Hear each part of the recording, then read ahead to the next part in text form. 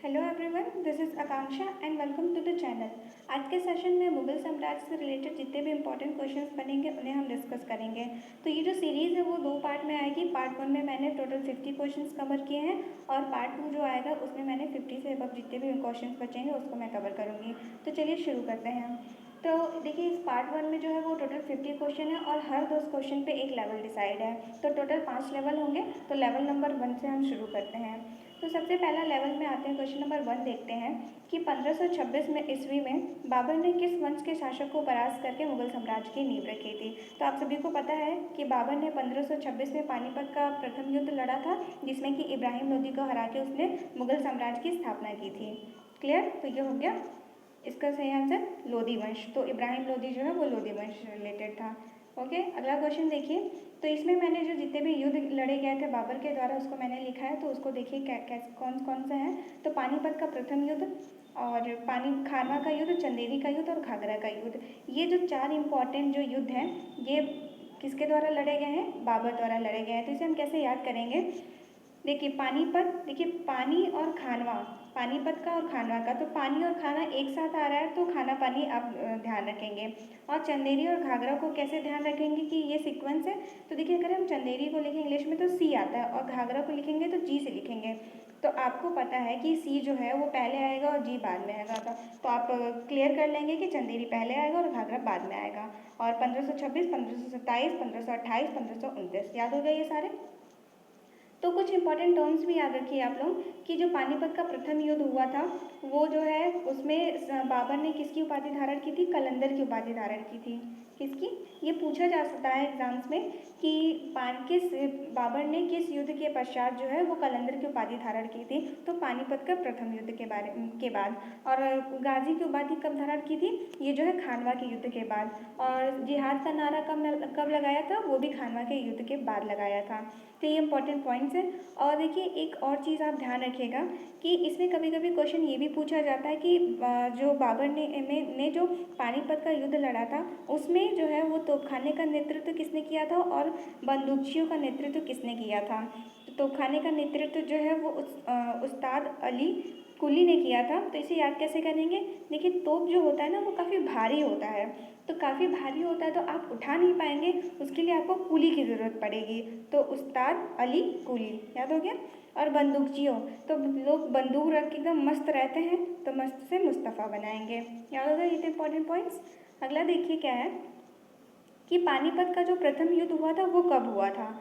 अब देखिए पानीपत का प्रथम युद्ध जो है वो 1526 में हुआ था। लेकिन पानीपत के प्रथम युद्ध के बारे के का जो है वो आप डेट भी ध्यान रखिएगा, क्योंकि कभी कभी क्वेश्चन में क्या होता है कि 1526 सभी ऑप्शन में दे दिया जाएगा और डेट चेंज कर दिया जाएगा। तो आप 21 अप्रैल ध्यान रखिएगा। ठीक है, मैं ये नहीं कह रही कि सभी क्वेश्चन के आप डेट भी याद रखिए, लेकिन जो बहुत ज़्यादा इंपॉर्टेंट है जैसे पानीपत का प्रथम युद्ध हो गया इसका आप डेट याद रखिए, क्योंकि क्वेश्चन में ये पूछा जाता है। ओके, अगले क्वेश्चन की तरफ चलते हैं। अगला क्वेश्चन ये है कि बाबर ने प्रसिद्ध तुगलमा नीति का प्रयोग सर्वप्रथम किस युद्ध में किया था। तो ये आपको पता है कि किस युद्ध में किया था? पानीपत के प्रथम युद्ध में किया था, तभी इसकी जीत हो पाई थी। अगला क्वेश्चन देखिए, क्वेश्चन नंबर 4 कि किस युद्ध के जीतने के उपरांत बाबर ने खजाने का मुंह अमीरों, सगे संबंधियों आदि के लिए खोल दिए तथा इस उदारता के लिए उसे कलंदर की उपाधि दी गई। तो हमने बताया था कि पानीपत के प्रथम युद्ध के बाद बाबर को कौन सी उपाधि दी गई थी? कलंदर की उपाधि दी गई थी। ठीक है, और गाजी की उपाधि खानवा के युद्ध के बाद दी गई थी। ओके, अगला क्वेश्चन देखिए, क्वेश्चन नंबर 5 देखिए, भारत में ग्रैंड ट्रंक रोड किसने बनवाया था? तो भारत में जो ग्रैंड ट्रंक रोड है वो शेरशाह सूरी ने बनवाया था। एक सेकेंड, वो शेरशाह सूरी ने बनवाया था। और ग्रैंड ट्रंक रोड कहाँ से कहाँ तक हुआ? तो जो ये है कोलकाता से अमृतसर, अमृतसर, कोलकाता से अमृतसर है। क्लियर? आगे देख चलें। अगला क्वेश्चन देखिए कि गुजरात विजय की यादगार में अकबर ने किसका निर्माण करवाया था। तो जब गुजरात विजय जब अकबर ने कर लिया था तो उसके बाद उन्होंने क्या बनवाया था? बुलंद दरवाज़ा बनवाया था। क्या बनवाया था? बुलंद दरवाज़ा। ठीक है, अगला क्वेश्चन देखिए। देखिए इसमें क्या है कि आपसे मुगल साम्राज्य में जितने भी इम्पोर्टेंट मोनूमेंट्स हैं वो पूछ लिए जाते हैं कि वो किसने किसने बनवाया। तो आप ये ध्यान रखिएगा कि हाँ देखिए आगे कि चीनी का रोजा जो है वो किसने बनवाया था? शाहजहाँ ने बनवाया था। शीश महल भी शाहजहाँ ने बनवाया था और शाहजहाँ ने क्या बनवाया था, दीवाने खास भी बनवाया था। तो आप इसे कैसे ध्यान रखेंगे, देखिए जो चीनी होता है ना वो बिल्कुल शीशे की तरह चमकता है, यानी बिल्कुल सफ़ेद एकदम शाइनी शाइनी होता है। तो शीशे की तरह चमकता है कौन, चीनी, और जो कि बहुत ही खास होता है। ठीक है, चीनी बहुत खास होता है, तो दीवाने खास। और ये तीनों कहाँ पे है, आगरा में शाहजहाँ द्वारा बनवाए गए थे। और आप क्या देखिए, ये भी ध्यान रखिएगा, बड़ा इमामबाड़ा और छोटा इमामबाड़ा दोनों कहाँ है, लखनऊ में। बड़ा इमामबाड़ा किसने बनवाया था, नवाब आसफ उद्दौला ने, और छोटा इमामबाड़ा बनवाया था मोहम्मद अली शाह ने। याद हो गए।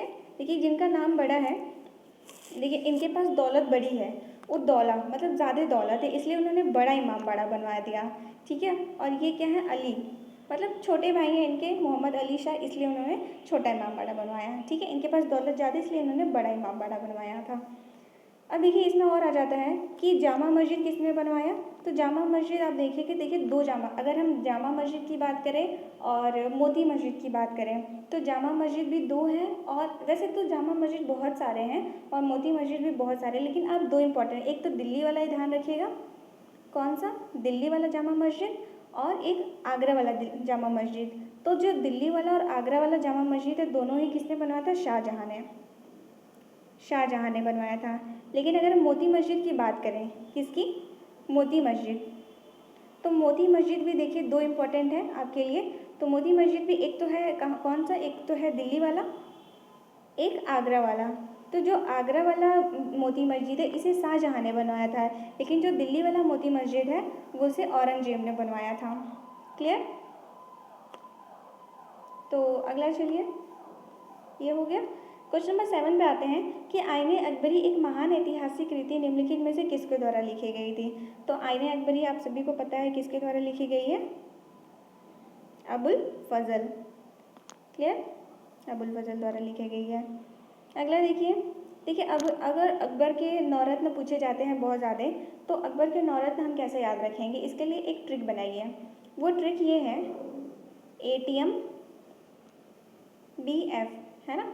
तो देखिए देखिए जैसे मान लीजिए बॉयफ्रेंड के ATM जो होते हैं वो हमेशा पैसे ही नहीं रहते उनके ATM में, ठीक है, या बहुत ज़्यादा खर्च करते हैं वो लोग। बॉयफ्रेंड के गर्लफ्रेंड जो है बॉयफ्रेंड के ATM जो है हमेशा खाली कर देती है। तो ATM और BF बस दो आपको वर्ड याद रखने हैं, और करना क्या है इसमें, देखिए ATM BF, तो इन सभी को क्या कर दीजिए, स्क्वायर कर दीजिए, सिर्फ B को छोड़ के। तो B को छोड़ के जब आप काउंट करेंगे, दो इसमें, दो 4 और 6, एक 7, एक 8, 9, टोटल 9 हो गए। अब इसे याद कैसे करेंगे, देखिए A से A स्क्वायर है, A से स्क्वायर से आप देखिए लिख लीजिए, मैं यहाँ पे लिख नहीं रही हूँ। तो A से बनाएंगे अबुल फजल और अब्दुल रहीम खाने खाना, और T से क्या बनाएंगे, टोडरमल और तानसेन, और M से क्या बनाएंगे, M से मानसिंह और मुल्ला दो प्याजा, और B से बीरबल, और F से क्या बनाएंगे, फैज़ी और फ़कीर अजीज़ुद्दीन। ये हो गया टोटल 9। फिर से एक बार मैं रिपीट कर दे रही हूँ। A से हमने क्या बनाया था, अबुल फजल और अब्दुल रहीम खाने खाना, और T से T स्क्वायर है, टोडरमल और तानसेन, M से मानसिंह और मुल्ला दो प्याजा, और B से बीरबल, और F से फैज़ी और फ़कीर अजीज़ुद्दीन। या ये होगा अकबर के नौरत्न। अगला क्वेश्चन देखिए कि पानीपत की दूसरी लड़ाई निम्नलिखित में से किसके बीच हुई थी। तो आप सभी को पता है कि पानीपत की दूसरी लड़ाई जो है 1556 में हुई थी, अकबर और हेमू के बीच में। और पानीपत की तीसरी लड़ाई कब हुई थी, वो 1761 में हुई थी। अब ये ध्यान रखिएगा। अगला क्वेश्चन देखिए, क्वेश्चन नंबर 9। क्वेश्चन नंबर 9 है कि दीन इलाही नामक नया धर्म किसने शुरू किया था। तो दीन इलाही नामक नया धर्म जो है वो अकबर ने शुरू किया था। किसने, अकबर ने। और कब शुरू किया था, 1583 में शुरू किया था। और आप सभी को पता है कि अकबर की मृत्यु कब हुई थी, 1605 में। अगला देखिए क्वेश्चन क्या है कि सती प्रथा की भर्त्सना करने वाला मुगल सम्राट था। तो सती प्रथा को कौन खत्म किया था, टेम्परेली, बहुत एकदम बिल्कुल अच्छे से नहीं ख़त्म हुआ था, तो उसे ख़त्म किया था अकबर ने। ओके, अभी ये 10 क्वेश्चन हो गए, 10 क्वेश्चन के लेवल सभी खत्म हो गए। अब लेवल नंबर 2 पे चलते हैं। तो लेवल 2 का जो पहला क्वेश्चन आता है वो है कि किस युद्ध में भारत में मुगल राज की नींव पड़ी थी। तो किस युद्ध से भारत में मुगल राज की नींव पड़ी थी, आप सभी को पता है कि पानीपत के प्रथम युद्ध के बारे में। और पानीपत का प्रथम युद्ध कब हुआ था, 1526 में, और बाबर और इब्राहिम लोदी के बीच में। ओके, अगला क्वेश्चन देखिए कि मुगल चित्रकारी किसके शासनकाल में पराकाष्ठा चरमोत्कर्ष पर थी। तो चित्रकारी जो है, अगर चित्रकारी की बात करें तो सीधे सीधे नाम आता है किसका, जहांगीर का। तो देखिए चित्रकारी और जहांगीर को कैसे याद रखेंगे हम लोग, कि कैसे ध्यान आएगा कि हाँ चित्रकारी जो है वो किसके टाइम की बहुत ज़्यादा फेमस थी। तो देखिए जो बच्चे क्या करते हैं कि अपने घर में देखिए जो छोटे बच्चे होते हैं वो जहाँ तहाँ भी चित्र बना देते हैं, देखते नहीं हैं कि दीवार कैसी है या कैसी नहीं है। तो बच्चे जो है जहाँ तहाँ भी चित्र बना देते हैं। तो जहाँ तहाँ से क्या बनाएंगे, जहांगीर, और चित्र बना देते हैं, पेंसिल से कार्टून बनाएंगे, कुछ भी बनाएंगे। तो ये हो जाएगा चित्रकारी किससे रिलेटेड है, जहांगीर से, यानी इसके टाइम में बहुत ज़्यादा पराकाष्ठा पे थी। अगला क्वेश्चन देखते हैं कि निम्नलिखित में से किसने अकबर की जीवन कथा लिखी है। तो अभी हमने बताया कि आईने अकबरी किसने लिखी है, अबुल फजल ने। अगला क्वेश्चन देखिए कि किस मुगल शासक ने भारत के वनस्पति और प्राणी जगत, ऋतुओं और फलों का विशद विवरण और अपनी दैनिक डायरी में लिखा था। तो किसने लिखा था, आप सभी को पता है कि बाबर ने ऐसा किया था। देखिए जो बाबर था वो बागों को लगाने का बहुत शौकीन था। उसने क्या किया था, आगरा में जो ज्यामिति विधि से, यानी बिल्कुल नाप के, यानी ज्यामिति विधि से एक बाग लगवाया था। उसका नाम क्या था, नूरे अफगान। लेकिन अभी नूरे अफगान उसे नहीं बोला जाता, अब उसे आराम बाग के नाम से जानते हैं। ठीक है। अगला क्वेश्चन देखिए कि शेर शाह की महानता का द्योतक क्या है। तो शेर शाह की महानता का क्या है, देखिए हुमायूं के विरुद्ध उसका विजय अभियान और श्रेष्ठ सैन्य नेतृत्व, प्रशासनिक सुधार और धार्मिक सहिष्णुता। तो इस जो है ये किसके लिए जाने जाते हैं, अपने प्रशासनिक सुधार के लिए जाने जाते हैं, युद्ध के लिए नहीं जाने जाते हैं। अगला क्वेश्चन देखिए हुमायूं नामा किसने लिखा है। तो हुमायूं नामा जो है वो गुलबदन बेगम ने लिखा है। तो जो गुलबदन बेगम है वो किसकी बेटी थी, वो बाबर की बेटी थी। ठीक है, बाबर की बेटी यानी हुमायूं की बहन। तो हुमायूं की बहन थी और अकबर के कहने पे इन्होंने अपने भाई यानी हुमायूं की जीवन गाथा लिखी थी, क्या, हुमायूं नामा। क्लियर।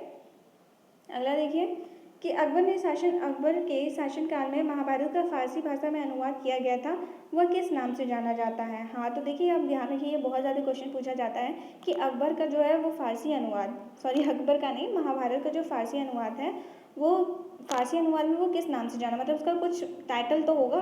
तो वो था रज्मनामा। ठीक है, और अब इसका अनुवाद किसने किया था, अब्दुल कादिर बदायूनी ने किया था। कौन, अब्दुल कादिर बदायूनी। ये नाम आप ध्यान रखिएगा। लेकिन कभी कभी क्वेश्चन ये पूछ जाता है किसके नेतृत्व में किया था। तो फैजी के नेतृत्व में किया था, जो कि अबुल फजल का क्या था, बड़ा भाई था। अब ये ध्यान रखिएगा। अगला देखिए कि किस मुगल सम्राट ने सैयद भाइयों को गिराया था। तो जो सैयद भाई थे वो कौन कौन थे, देखिए एक तो अब्दुल्ला खां था, एक हुसैन अली खां था। तो इन दोनों को जो बोला जाता था वो सैयद भाई बोला जाता था।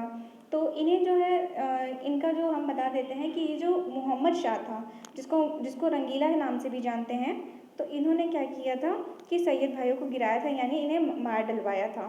और इन्हें जो सैयद भाई थे इन्हें नृप निर्माता भी बोला जाता है। नृप मतलब क्या होता है, राजा, यानी राजा को बनाने वाला। इन्होंने क्या किया था, बहुत सारे राजा को गद्दी पे बिठाया था। जैसे ये क्या नाम था उनका, नाम मुझे नहीं याद आ रहा था, फ़खरुद्दीन है ना, और ये था, हाँ, रफ़ी-उद-दर्जात था, रफ़ी-उद-दौला था। ठीक है, इन सभी राजाओं को, यहाँ तक मोहम्मद शाह को भी गद्दी पे बिठाया था, इसलिए अब इन्हें नृप निर्माता भी बोला जाता है। तो आप इसे ध्यान रखिएगा। लेकिन मोहम्मद शाह ने क्या किया, इन्हें मरवा दिया था। और देखिए अगला क्वेश्चन क्या है कि निम्नलिखित में से कौन अंतिम मुगल सम्राट थे। तो कौन अंतिम मुगल सम्राट था, बहादुर शाह द्वितीय। तो बहादुर शाह द्वितीय को बहादुर शाह जफर भी बोला जाता है। अगला क्वेश्चन देखिए कि प्रसिद्ध मुस्लिम शासिका चांद बीबी जिसने बरार को अकबर को सौंपा, निम्नलिखित में से किस राज्य से संबंधित थी। तो जो चांद बीबी थी वो अहमदनगर से संबंधित थी। ठीक है, अब ये ध्यान रखिएगा, चांद बीबी जो है वो अहमदनगर से संबंधित थी और इन्होंने क्या किया था, बरार को अकबर को सौंप दिया था। अगला देखिए लेवल 3 पे आते हैं। लेवल 2 के 10 क्वेश्चन हो चुके हैं। लेवल 3 पे देखिए कि मुगल प्रशासन व्यवस्था में मनसबदारी प्रणाली को किसने प्रारंभ किया था। तो ये जो है वो अकबर ने प्रारंभ किया था। तो अकबर ने मनसबदारी प्रणाली प्रारंभ की थी और वो इसका जो मेन जो प्रारंभ करने वाला कौन था, तो उसे अकबर के शासनकाल में टोडरमल को जाता है। तो इसे टोडरमल व्यवस्था भी बोला जाता है कभी कभी। तो देखिए इसमें क्या था, क्या मनसबदारी प्रणाली में क्या था, बहुत शॉर्ट में हम बता रहे हैं कि देखिए मनसब का मतलब होता है ऑफिशियल यानी पदाधिकारी। तो इसमें सबको मनसब दिया जाता था और हर मनसब के अकॉर्डिंग उनका ये डिसाइड होता था कि कौन ज़्यादा ऊंचे पदवी पे है और कौन ज़्यादा कम पदवी पे है। ठीक है, तो अगर मान लीजिए कि आपके पास अगर 500 को अगर आपके पास 5000 का मनसब है और किसी के पास 2000 का मनसब है, तो वो जो है 5000 मनसब वाला वो आपसे ज़्यादा ऊंची पदवी पे है। ठीक है, और 2000 वाला कम है। और प्लस जिनके पास ये मनसब दिए जाते थे और उसी के हिसाब से उन्हें सेना रखने का भी अधिकार होता था। अगर आपके पास मनसब ज़्यादा हैं तो आपके पास सेना भी ज़्यादा होगी, अगर आपके पास मनसब कम है तो आपके पास सेना भी कम होती थी। तो ये इसमें काफ़ी सारे क्राइटेरिया होती है, तो मैं इसमें डिटेल में नहीं जा रही हूँ। तो इसे स्टार्ट कब कराया था, अकबर ने स्टार्ट किया था। अगला क्वेश्चन देखिए कि किसके अपने काल का महान संगीतज्ञ तानसेन जो है वो किसके दरबार में था। तो तानसेन जो है हमने क्या बताया था, एटीएम याद किया था, एटीएम बी एफ स्क्वायर। तो टी से हमने क्या याद किया, टोडरमल और तानसेन। तो किसके दरबार में था, अकबर के दरबार में। अगला क्वेश्चन देखिए कि मुगल काल की राजभाषा क्या थी। तो मुगल काल की जो राजभाषा थी वो फारसी थी। अगला क्वेश्चन कि रामचरितमानस के लेखक तुलसीदास जो थे वो किसके का शासनकाल से संबंधित है। तो तुलसीदास जो थे वो अकबर के काल से संबंधित थे। अकबर। बाबर मूल रूप से जो है वो कहाँ का शासक था। तो बाबर जो है वो फरगना से रिलेटेड था, फरगना का शासक था। फिर बाद में यहाँ पे आता है, पानीपत का प्रथम युद्ध लड़ता है और मुगल साम्राज्य की नींव रखता है। अकबर के शासनकाल में भू राजस्व सुधारों के लिए कौन उत्तरदायी है। तो हमने बताया था भू राजस्व सुधार जो है वो मेनली जो है टोडरमल को जाता है। देखिए टोडरमल जो है टोडरमल जो है वो कई सारे बंदोबस्त जैसे भूमि बंदोबस्त प्रणाली, माल गुजारी व्यवस्था, ये सब जो है इसी की उपज है, यानी इसी की देन मानी जाती है। तो ये जो है टोडरमल वो ये देखिए ये शेरशाह सूरी के दरबार में भी ये काम कर चुका होता है। तो उसके बाद जब सूरी वंश खत्म हो जाता है तो ये अकबर के दरबार में आ जाता है और ये जो वित्तीय मामलों का ये विशेषज्ञ रहता है। ठीक है, ये वित्तीय मामलों का विशेषज्ञ इसकी देख रेख करता है। अकबर द्वारा बनवाए गए उपासना भवन यानी जहाँ पे पूजा की जाती है यानी पूजा गृह को क्या नाम दिया जाता था। तो इसे इबादत खाना बोला जाता था। प्रसिद्ध संगीतज्ञ तानसेन और बीजू बादरा। तो तानसेन से आप खुद ही समझ जाएंगे, बीजू बादरा अगर नहीं भी ध्यान होगा तो आप सीधे लगा देंगे अकबर। अगला देखिए राजा बीरबल की उपाधि जो है वो किसी दी गई थी। तो बीरबल की उपाधि जो थी वो महेश दास को दी गई थी। देखिए एक्चुअली जो महेश दास का नाम जो था ये बीरबल की उपाधि नहीं थी, इन्हें बोला जाता था वीरवर। लोगों ने क्या किया, वीरवर बोलते बोलते इसे थोड़ा सा इसके नाम को थोड़ा तोड़ मरोड़ दिया और बोलते बोलते इसे बीरबल बुलाने लगे। ठीक है, तो क्या नाम था, बीरबल। अगला देखिए तो क्वेश्चन नंबर 10 क्या है कि औरंगजेब ने ज़्यादा भवनों का निर्माण नहीं करवाया था, ऐसा क्यों। तो पहला है कि उसने वास्तुकला में कोई रुचि नहीं थी। तो ऐसा कुछ नहीं है कि वास्तुकला में उसे रुचि नहीं थी। राजमिस्त्री उपलब्ध नहीं थे, ऐसा तो बिल्कुल भी नहीं है, वह मिथ वही था। उसने अपने शासनकाल में निरंतर युद्ध करने पड़े। हाँ, तो ये सही, ये क्या है, करेक्ट ऑप्शन है कि उसे अपने शासनकाल में काफ़ी युद्ध लड़ने पड़े थे। तो देखिए इसके जो औरंगजेब के शासनकाल में काफ़ी, एक तो औरंगजेब का शासनकाल में आपको ध्यान होगा कि शिवाजी, ठीक है, शिवाजी से काफ़ी इनकी लड़ाइयाँ होती हैं, काफ़ी परेशान रहते हैं। साउथ में शिवाजी रहते हैं और नॉर्थ में ये, तो काफ़ी ज़्यादा इनके बीच में लड़ाइयाँ होती हैं। प्लस जाटों का विद्रोह हो जाता है। ठीक है, और शाहजहाँ अकबर इनके जो बेटे रहते हैं वो भी काफ़ी ज़्यादा विद्रोह करने लगते हैं। तो देखिए जाटों का जो विद्रोह होता है इसमें मैं आपको एक इम्पॉर्टेंट चीज़ बताती हूँ। तो देखिए क्या होता है जब जाटों का विद्रोह होता है औरंगजेब के टाइम में, तो देखिए जाट होते क्या हैं, जाट जो होते थे उस टाइम के ये किसान वगैरह होते थे जो खेती करते थे गंगा के किनारे। तो ये लोग जो है काफ़ी ज़्यादा परेशान हो जाते थे, वहाँ की राजस्व प्रणाली से ये जो भू कर ये सब लिए जाते थे, इन सबसे काफ़ी परेशान होकर ये लोग विद्रोह करते थे। तो उस टाइम जो औरंगजेब के टाइम जो जाटों का विद्रोह हो रहा था उसका नेतृत्व दो लोग कर रहे थे। एक कौन, एक जो है वो राजा राम कर रहा था, है ना। इससे पहले भी कई लोगों ने नेतृत्व किया, लेकिन राजा राम के बारे में ध्यान रखिएगा। और दूसरा नाम है राम चेरा। तो ये दोनों लोग कर रहे थे। तो देखिए राजा राम जो था इसने क्या किया था, इतना ये परेशान हो गया था कि इसने क्या किया, जो अकबर का मकबरा है उससे क्या किया था, अकबर की जो हड्डियां हैं वो निकाल के उसे जला डाली थी। तो उसका नाम था, वो किसने किया था, राजा राम ने किया था। तो आप हमें ये कमेंट सेक्शन में बताइएगा कि अकबर का मकबरा कहाँ स्थित है। अगला क्वेश्चन देखिए, लेवल 4 पे आते हैं। लेवल 3 के 10 क्वेश्चंस कवर हो चुके हैं। देखिए, किस मुगल शासक ने 2 बार राज्य अभिषेक करवाया? तो 2 बार राज्य अभिषेक करवाने वाला कौन था? औरंगजेब था। अगला देखिए कि ग्रैंड ट्रंक जो सड़क है यानी grand trunk road, GT road जिसको बोलते हैं, वो कहाँ से कहाँ तक जोड़ती है? वो कोलकाता से अमृतसर। और इसे किसने बनवाया था? शेरशाह सूरी ने। मुगल साम्राज्य के दृढ़ीकरण के दृष्टिकोण से सबसे निर्णायक युद्ध कौन था? तो सबसे देखिए, अगर आप ये सोच रहे होंगे कि पानीपत का प्रथम युद्ध, तो ये आप गलत सोच रहे हैं, क्योंकि अगर सबसे दृष्टिकोण अगर देखा जाए, सबसे दृढ़ीकरण यानी वो खानवा का युद्ध था। खानवा का युद्ध सही ऑप्शन है। क्यों बोला जाता है खानवा का युद्ध? क्योंकि अगर मान लीजिए कि आप कोई युद्ध, पहला युद्ध कोई करते हैं, आप जीत जाते हैं, ठीक है, लेकिन जीत जाने के बाद तो ये नहीं कि आपका साम्राज्य स्थापित हो गया। अगर आप लगातार जब कई युद्ध लड़ेंगे और उसमें जीतेंगे, तब जाके आपका क्या होगा, वहाँ पे बैठ जो है वो बिल्कुल अच्छी होगी। तो इसीलिए खानवा के युद्ध को बोला जाता है कि ये मुगल साम्राज्य के दृढ़ीकरण के लिए ये निर्णायक युद्ध था, ठीक है। और खानवा का युद्ध कब हुआ था? 1527 में। 1526 में कौन हुआ था? पानीपत का प्रथम युद्ध। चंदेरी का युद्ध सी से हमने याद किया था 1 साल बाद 1528, और घाघरा का युद्ध 1529।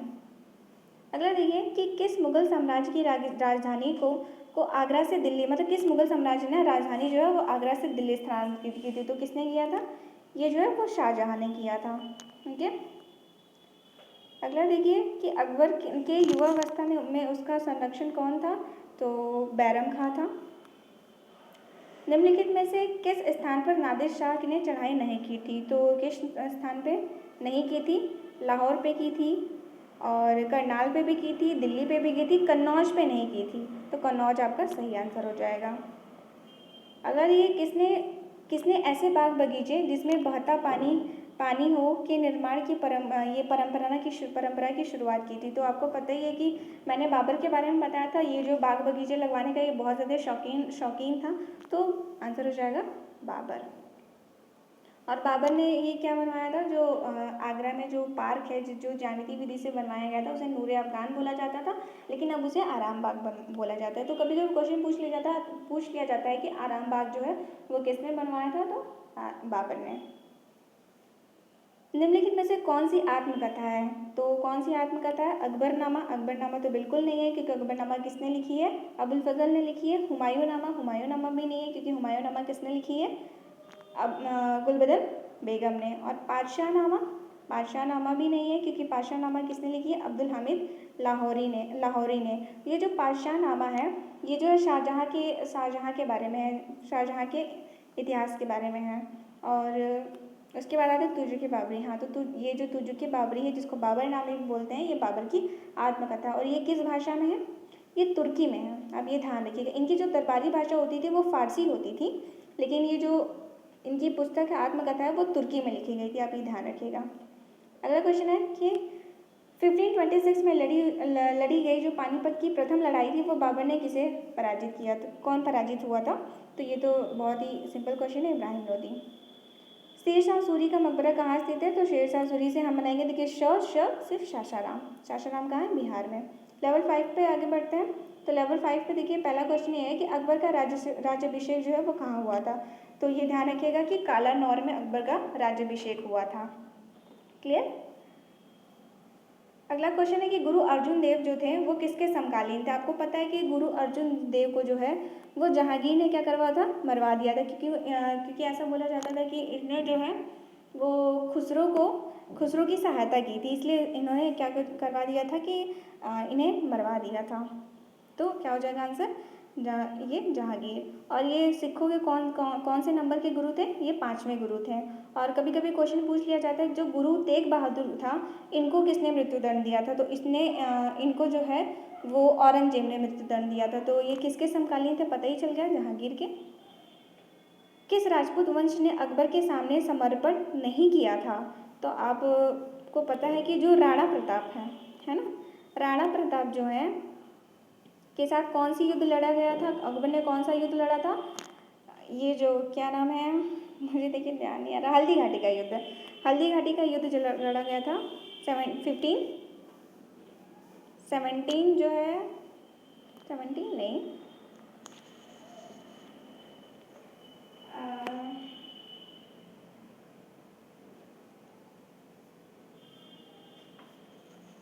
में, मतलब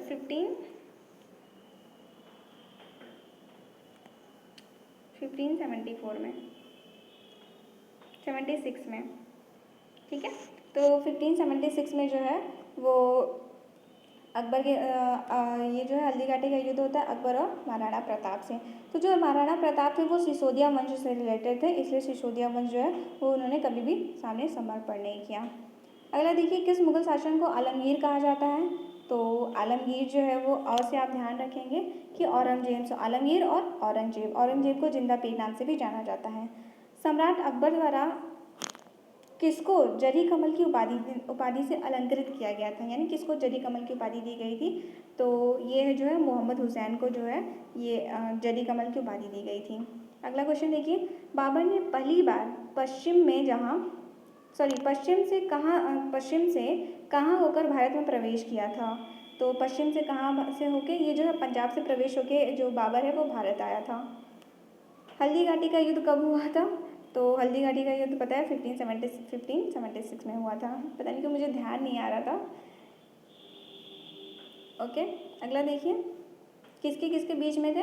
अकबर और महाराणा प्रताप। और महाराणा प्रताप किस वंश से रिलेटेड थे? सिसोदिया वंश से, इसलिए सिसोदिया वंश ने जो है वो कभी भी आत्मसमर्पण नहीं किया है। फैजी जो निम्नलिखित में से किसके दरबार में रहा था? तो हमने फैजी देखा था जो है अकबर के दरबार, याद किया था ATM BF। आपको तो अब ध्यान, अब तो भूल नहीं पा रहे होंगे कि अकबर के नौरत लाइन सब आप याद रखे होंगे। F से क्या बनाया था? एक था फैजी, और फैजी जो था किसका भाई था? अबुल फजल का भाई था, अबुल फजल के बड़े भाई थे। और फ़कीर अजीज़ुद्दीन, F से 2 लोगों का नाम बनाया था। तो ये किसके दरबार में थे? अकबर के।